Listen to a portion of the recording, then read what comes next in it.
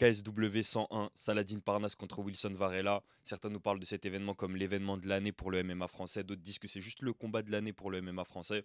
La vérité, en tout cas selon moi, c'est que c'est un peu une arnaque qu'on essaye de nous vendre en surestimant un peu le niveau de Wilson Varela, en le mettant sur un piédestal qui ne mérite pas vraiment.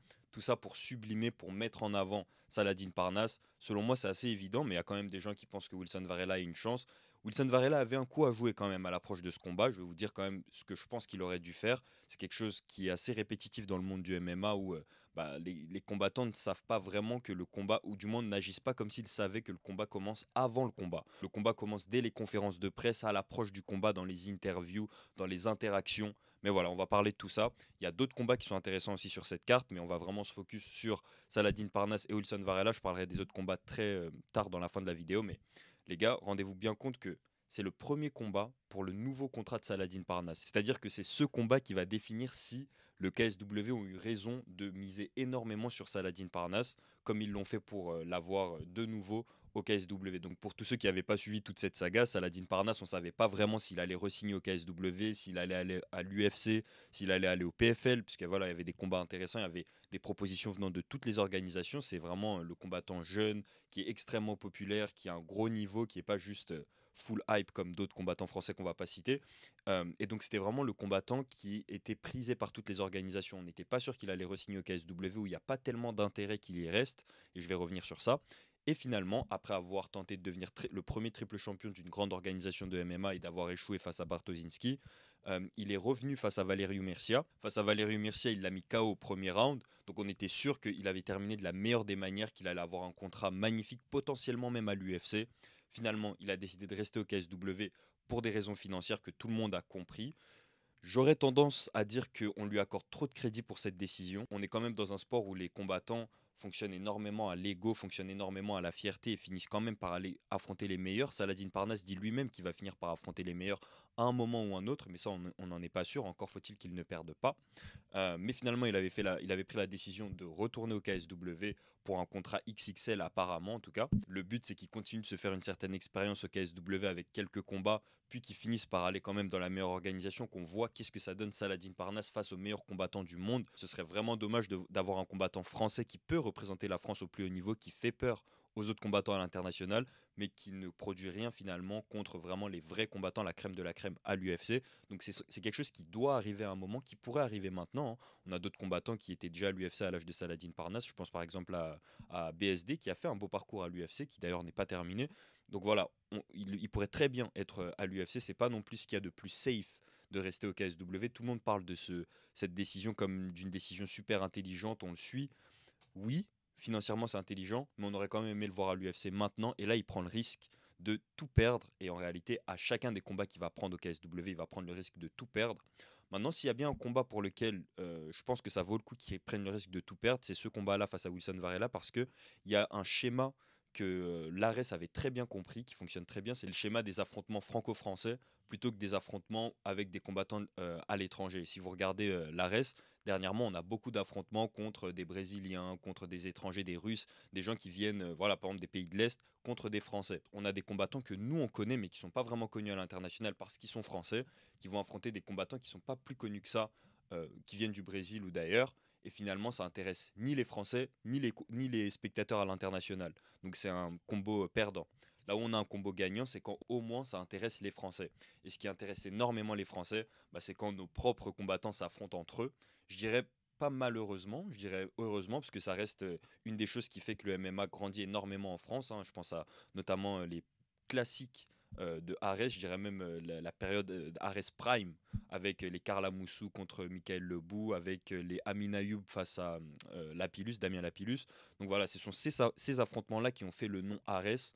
Pareil, le KSW comprennent que c'est ce même schéma qu'il faut répéter pour attirer le public français au maximum, plutôt que d'essayer d'attirer plusieurs publics et d'attirer une globalité de public à l'international. Non. Essayons vraiment d'attirer le public français au maximum, c'est-à-dire en faisant des affrontements franco-français comme on en a d'autres sur la carte, mais je vais y revenir. Du point de vue du KSW, c'est pas mal. Ils ont réussi à conserver Saladin Parnasse, ils réussissent à lui offrir un poisson assez facile en la qualité de Wilson Varela, hein, à qui je manque pas de respect, mais par rapport à Saladin Parnasse, vous vous doutez bien que le KSW ne vont pas prendre de risques pour surtout le premier combat du nouveau contrat de Saladin Parnasse. On a déjà vu le problème qu'a eu le PFL en signant Cédric Doumbé et Francis Ngannou qui ont finalement connu des défaites peu après la signature. Évidemment, Francis Ngannou, c'était une défaite en boxe, mais ça a quand même affecté son aura et donc les ventes de son dernier combat face à Renan Ferreira.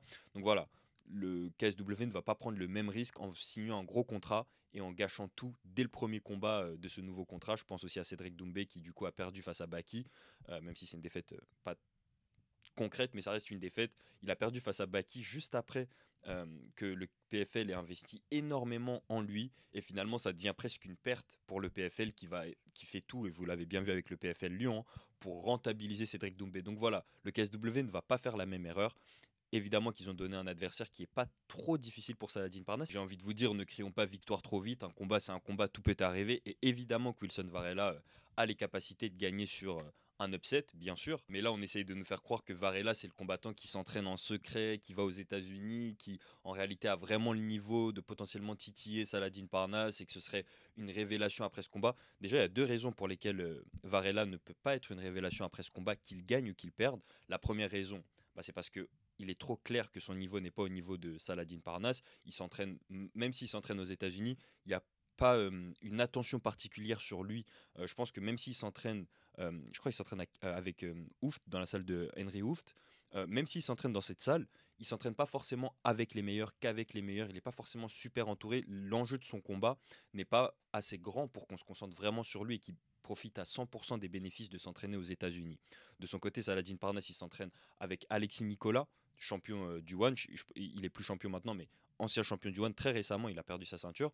Il s'entraîne avec Faresiam, qui lui est à l'UFC, qui a fait ses preuves au meilleur niveau de l'UFC. Donc Saladin Parnasse, il s'entraîne vraiment avec des pointures et il y a évidemment beaucoup plus d'enjeux autour de sa préparation, donc évidemment beaucoup plus d'investissement. Donc déjà en termes de niveau à l'approche du combat, on sait qui va être le mieux préparé. Donc là, on parle plus de tout ce qui est cardio, etc. Mais même en termes de niveau de skill, en termes de niveau de compétence, Saladin Parnasse a fait ses preuves en MMA, là où Wilson Varela a pour l'instant seulement fait ses preuves en pied-point. Oui, Wilson Varela a fait une guerre avec Bouganem, il est sorti vainqueur, c'était beau.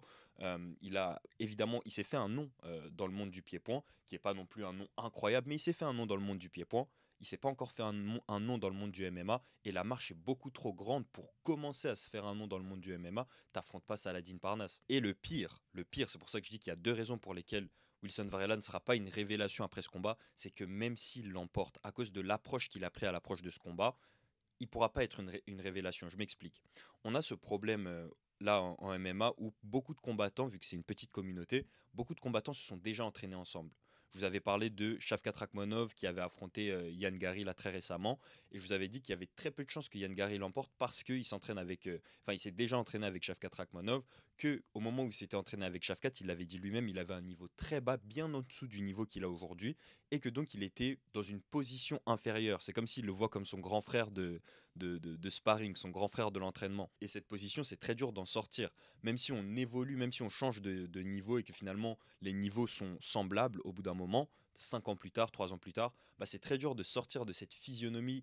Psychologiquement, c'est très dur d'accepter de battre l'autre personne. C'est ce que je répétais, j'avais parlé de Kamaru Usman face à Gilbert Burns, j'avais parlé de Alexander Volkov face à Sergei Pavlovich, qui eux aussi s'entraînaient beaucoup ensemble, et Alexander Volkov avait toujours l'ascendant sur Sergei Pavlovich. C'était quelque chose dont ils avaient parlé à l'approche du combat. Pendant le combat, bah, ça s'est vu, parce que le combat c'est majoritairement psychologique, les combattants le disent eux-mêmes.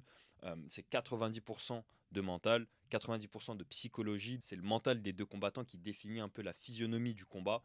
Dans ce combat, avec un Saladin Parnasse qui est hyper confiant en général, qui est d'autant plus confiant parce qu'il sait ce que donne Wilson Varela à l'entraînement. En plus, Saladin Parnasse, c'est vraiment un combattant dont on a beaucoup d'échos, qui s'entraîne avec beaucoup de combattants différents. Tous ces combattants différents sont unanimes pour dire que Saladin Parnasse, c'est une machine à l'entraînement. Donc on se doute bien qu'un Wilson Varela qui n'était pas très connu à l'époque, qui avait même pas qui n'était pas forcément destiné à affronter Saladin Parnasse dans l'immédiat en tout cas, qui pensait à sa carrière dans son côté et qui voyait Saladin Parnasse être propulsé vers le haut à une vitesse fulgurante. Évidemment que à l'entraînement, il n'avait pas de raison de vraiment se mettre à son niveau, qu'il avait forcément un niveau qui était inférieur factuellement et même psychologiquement sans que ça pose de problème. Là où ça pose un problème par contre, c'est quand il continue de garder cette position inférieure face à Saladin Parnasse alors que maintenant ils vont s'affronter. Quand il continue de trop le respecter. Alors oui, il y a des gens qui sont contre cette philosophie de trash talker, ils sont contre cette philosophie d'essayer de rentrer dans la tête de son adversaire, mais on est dans un sport, ça fait partie du sport. Ça fait partie du sport. On l'a vu quand Kobe Covington a affronté Masvidal. Ils s'étaient entraînés avant ensemble. Les deux, c'était d'énormes amis, c'était d'énormes partenaires d'entraînement. Mais Kobe Covington a compris que s'il voulait l'emporter dans ce combat, il devait absolument rentrer dans la tête de Jorge Masvidal. C'est quelque chose qu'il fait de toute façon dans tous ses combats, Kobe Covington. Mais même Kamaru Usman, il le connaissait depuis la lutte et il s'en est servi. Il s'en est servi. Il a entre guillemets retourné sa veste. Il a déstabilisé son adversaire pour pouvoir l'emporter. Là, je parle par exemple pour Masvidal face à Kamaru Usman, il l'avait pas emporté, mais il avait été très dangereux face à Kamaru Usman et le côté mental y avait été pour quelque chose. Ici, Wilson Varela, je pense qu'il devrait faire la même chose. Du moins, pour moi, c'est trop tard. Maintenant, il a déjà annoncé la couleur, il a déjà annoncé le ton qui va décider de prendre avec Saladin Parnasse, c'est-à-dire d'être très respectueux, de ne pas vouloir faire de trash talk, d'accepter le fait que, bah oui, c'est un excellent partenaire d'entraînement, je le respecte énormément. Et voilà, il a dit des choses comme ça. Pour moi, c'est pas la bonne approche. Il aurait dû justement rendre le combat un peu plus pimenté en déstabilisant Saladin Parnasse en lui disant voilà, crois pas que comme on s'est entraîné ensemble et que à l'entraînement tu avais l'ascendant, tu auras aussi l'ascendant dans le combat, dans la cage, ce sera quelque chose de complètement différent. D'être vraiment incisif, agressif, pas forcément d'être dans le manque de respect. Moi, je prends beaucoup l'exemple de Cédric Doumbé qui fait ça à la perfection, c'est-à-dire que Cédric Doumbé, on l'a jamais entendu dire d'insultes envers ses adversaires, mais on sait que c'est le plus grand trash talker. C'est pas un trash talker, c'est plus un comédien, c'est une performance. Et pourquoi je parle de cette performance? Parce que Wilson Varela, après ce combat, s'il gagne, on ne pourra pas parler de lui comme une révélation à cause du fait qu'il n'a pas pris ce ton à l'approche du combat. On parlera seulement de la défaite de Saladin Parnasse. On parlera de l'erreur, la chute, le faux pas de Saladin Parnasse face à un combattant random comme ça. Alors que si Wilson Varela, à l'approche du combat, il était là à dire sachez que c'est pas lui le prodige du MMA français. Si c'était vraiment le prodige, il serait allé à l'UFC. C'est moi le prodige. Vous allez voir, je vais prendre sa lumière. Sauf que moi, je vais pas juste rester au KSW. J'irai à l'UFC. Après, j'irai jusqu'au bout. Je ferai pas comme lui. Il aurait pu aller sur ce terrain-là. Et une fois qu'il aurait battu Saladin Parnasse, s'il le bat ce week-end, hein, parce que tout peut arriver, ça reste un combat. Et Wilson Varela, c'est un excellent striker. Donc, on n'est pas à l'abri d'un KO. Rappelez-vous que d'ailleurs, la manière dont il était tombé KO, Saladin Parnasse, c'était sur un coup d'avant-bras, un coup de bras. C'était quelque chose de pas complètement random, mais c'était un KO assez random. Il était pourtant au-dessus de son adversaire en termes de skill. Donc, il peut très bien lui arriver la même chose. On sait que Saladin Parnasse peut tomber KO. Donc, ça peut arriver. Sauf que là, même si ça arrive, Wilson Varela pourra pas en tirer le maximum des fruits parce qu'on ne le verra pas comme le nouveau. Là, s'il avait fait autant de trash talking que j'ai imité là juste avant et qu'ensuite il avait battu Saladin Parnasse, on se dirait peut-être que c'est lui en fait la révélation. Peut-être qu'il avait bien raison et que c'est à lui qu'on devrait faire autant de louanges, c'est à lui qu'on devrait donner autant de crédit et pas à Saladin Parnasse. Ok, on commencerait à parler de Wilson Varela, il gagnerait énormément d'abonnés, un peu de la même manière que Baki a pris la lumière de Cédric Doumbé, mais c'est encore une autre physionomie. Mais vous comprenez ce que je veux dire. Là, dans les deux cas, si Wilson Varela bat Saladin Parnasse ou s'il perd contre Saladin Parnasse, après ce combat, on parlera plus de Wilson Varela. Ce sera un peu, voilà, peut-être une sorte de Jordan Zebo où on le voit un peu de loin, on reconnaît son nom quand il y a un combat qui le concerne, mais c'est pas une star, du moins il n'a pas assez profité de ce moment-là. Il dit qu'il a tout à gagner, que Saladin Parnasse a tout à perdre, mais tu as tout à gagner maintenant, t'as pas tout à gagner forcément après le combat. Oui, s'il gagne le combat, bien sûr qu'il aura à gagner, mais finalement, il gagnera pas tout. Il a tout à gagner maintenant. C'est avant le combat qu'il faut justement profiter du fait qu'on va avoir un combat contre une star. Mais bon, il a décidé de pas aller sur cette route. Évidemment, c'est compréhensible, hein, il est grave respectueux. J'ai rien contre Wilson Varela. Évidemment, c'est un personnage super sympathique et tout. Mais justement, le fait que ce soit un personnage sympathique, ça fait que finalement il capitalise pas. Il aurait pu capitaliser sur le fait que c'est une opposition Paris-Marseille, que lui c'est un Marseillais. Il aurait vraiment pu faire quelque chose de très très très intéressant, très divertissant pour le public français. Ça aurait vendu plus de places. Enfin, c'est pas comme si le KSW avait besoin de vendre plus de places. Saladin Parnasse à lui-même vend énormément de places, mais voilà, ça aurait vendu plus de places. Ça lui aurait emmené plus de hype autour de Varela et ça aurait rendu sa victoire pertinente. Là, s'il gagne, ce serait même pas pertinent ni pour le MMA français, ni pour le KSW, ni pour lui-même. C'est ça le pire. C'est que il va évidemment suivre le scénario, il va suivre la narrative, du moins c'est ce que je pense, et c'est psychologique. Là, je pense qu'il va juste suivre la narrative qu'on lui impose. Et je philosophe un peu en vous disant ça, hein. Dites-moi en commentaire d'ailleurs si ça vous plaît que j'aille aussi loin, aussi en profondeur dans la réflexion, surtout sur la psychologie du combat et autour du combat. Mais rappelez-vous que Jordan Zebo, face à Cédric Doumbé, c'était un peu de l'hypnose presque. Il a été un peu hypnotisé par la situation. Le scénario qu'on lui a imposé, c'est que voilà, Le PFL a autorisé Cédric Doumbé à ramener un matelas. Le PFL fait la promotion de Cédric Doumbé pour Cédric Doumbé contre Jordan Zebo. Le public crie contre Jordan Zebo. Toute la narrative qu'il y a autour, c'est que voilà, Cédric Doumbé va le mettre KO. Cédric Doumbé sera une superstar après ce combat. Et Jordan Zebo n'est que du gibier pour Cédric Doumbé. Et il s'est pas battu contre ça. Il a fait le mec gentil qui, bah ouais, moi, écoutez, tout va se passer juste dans la cage. Moi, je suis très sympa. Franchement, je veux pas me forcer un personnage. Je veux juste tout faire dans la cage. Oui, mais dans la cage, justement, on va ressentir toute la physionomie psychologique qu'il y a eu autour du combat. Maintenant, évidemment, il peut y avoir des choses un peu différentes, mais rappelez-vous quand même, Baki, il avait gagné le combat lors du face-off. Rappelez-vous pour ceux qui étaient, enfin, qui avaient vu la conférence de presse, Baki, il avait remporté le combat face à Cédric Doumbé au moment du face-off. Quand Cédric Doumbé, il a vu que c'est un bonhomme, et je crois il avait dit, c'est un bonhomme.